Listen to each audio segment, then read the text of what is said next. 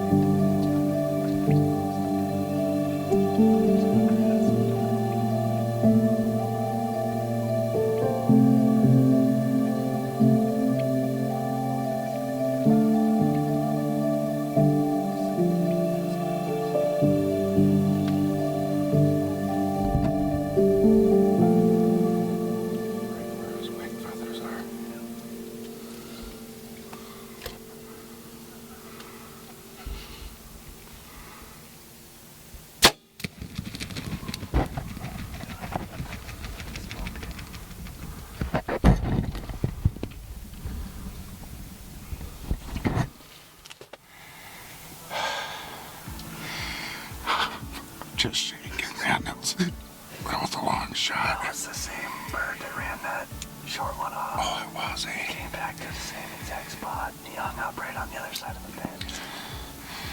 It was right at 30 yards, so I put my 30-yard pin on him, and I had to go in between two barbed wire. I'm hoping that's a good shot. Give him some time. We'll look at the footage and see Yeah. what it's like, but he was struggling to get away. Been a long set, but we got an arrow in one. Let's check out the footage and see. Hopefully we can get him. Stay tuned.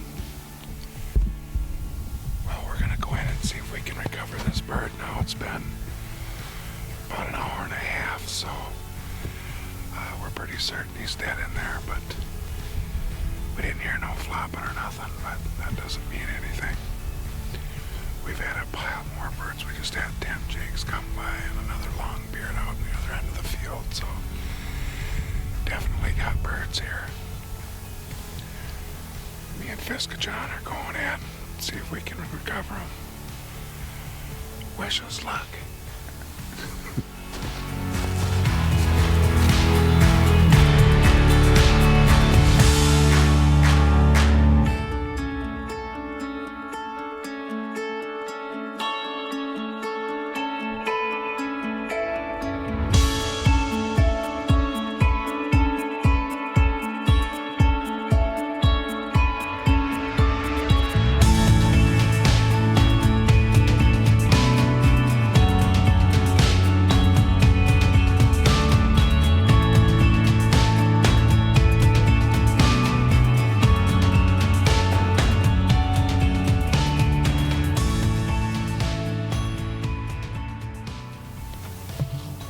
Well, we got him. He only went about 40 yards.